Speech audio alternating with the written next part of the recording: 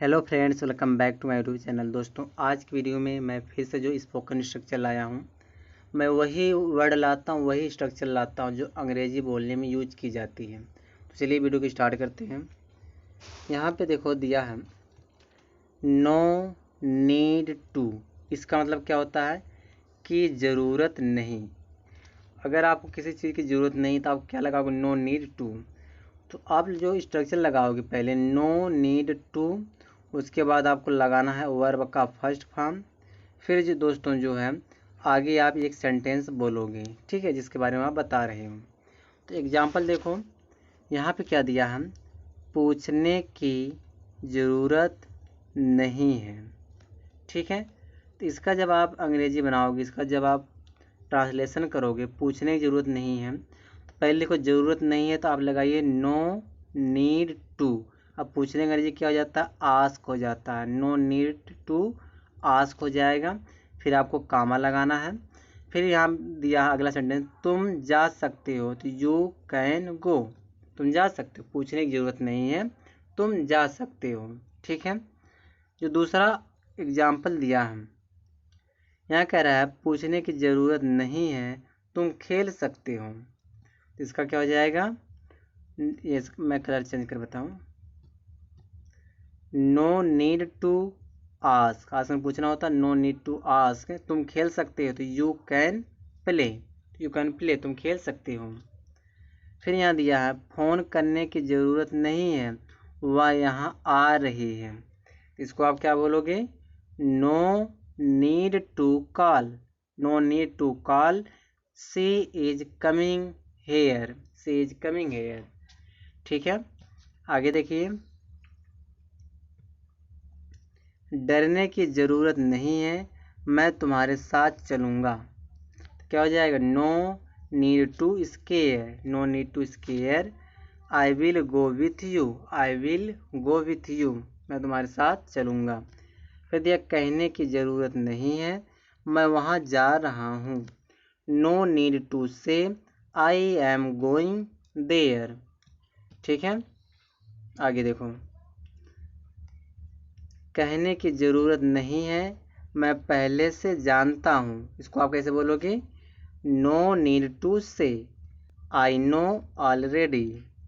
फिर यहाँ दिया है पूछने की ज़रूरत नहीं है, तुम यहाँ आ सकते हो।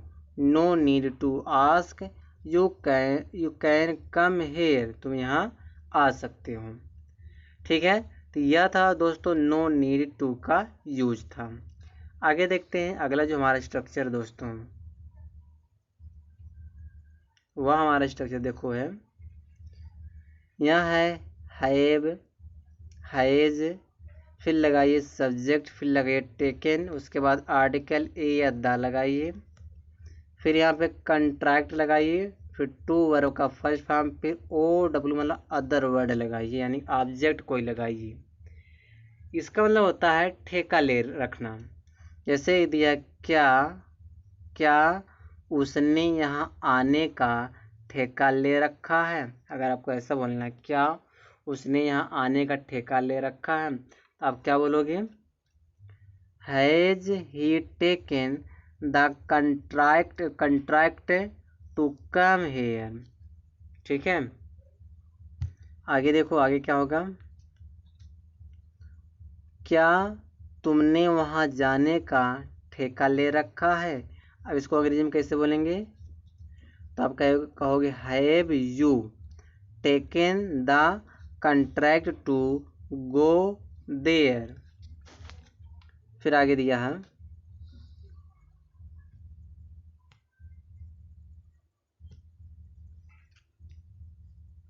क्या तुमने उसे मनाने का ठेका ले रखा है। इसको आप कैसे कहोगे?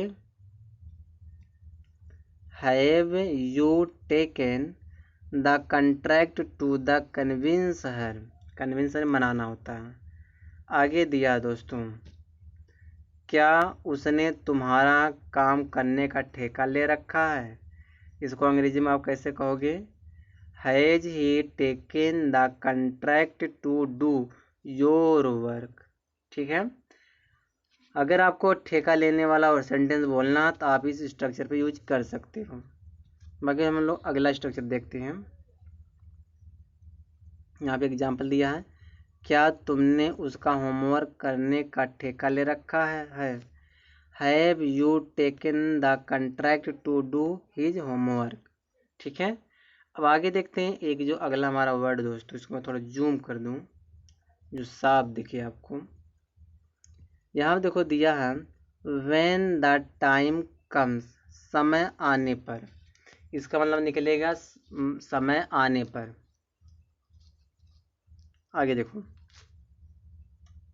when the time comes, आप स्ट्रक्चर लगाइए, फिर आप जो है एक अलग सा सेंटेंस बोलिए। ठीक है, जैसे यहाँ पे दिया है, यहाँ पे समय आने पर मैं आपको बता दूंगा। आप अगर इस तरह सेंटेंस बोलते हो, समय आने पर मैं आपको बता दूंगा, तो आप क्या पहले लगाओगे? सब पहले लिखो आप समय आने पर। इसके अंग्रेजी क्या दिया है? व्हेन द टाइम कम्स, फिर कामा लगाओगे आप। कामा लगाने के बाद आप सेंटेंस लिखो जो सेंटेंस आप बोलना चाहते हो। आई विल टेल यू, मैं आपको बता दूंगा। ठीक है, आगे यहाँ दिया है समय आने पर सब ठीक हो जाएगा। आप इसको कैसे बोलोगे? पहले लिखिए समय आने पर अंग्रेजी व्हेन द टाइम कम्स, सब कुछ के लिए हो जाएगा। Everything will be all right, मैं ठीक होना, तो सब कुछ ठीक हो जाएगा। आगे देखो, समय आने पर आपको कोई नहीं बचा सकता, तो इसका क्या होगा? इसका अगर मैं बात करूं तो हो जाएगा no one can save you, आपको कोई नहीं बचा सकता। व्हेन द टाइम कम्स, समय आने पर। यहाँ दिया समय आने पर तुम्हें सब पता चल जाएगा। समय आने पर तुम्हें सब पता चल जाएगा, तो क्या हो जाएगा? व्हेन द टाइम कम्स, समय आने पर यू विल नो एवरीथिंग, तुम्हें सब पता चल जाएगा। तो टोटल दोस्तों मैं इस वीडियो में 3 स्ट्रक्चर लाया था जो स्पीकिंग में यूज किए जाते हैं। आप इसको नोट डाउन करिए और स्पीकिंग में इसका यूज करिए। और चैनल पे नए हो सब्सक्राइब कर लो, क्योंकि आपको ऐसा स्ट्रक्चर हर एक चैनल पे सीखने को नहीं मिलेगा। ठीक है, अगर स्ट्रक्चर सीखना चाहते हो इस चैनल को आप सब्सक्राइब कर लीजिए।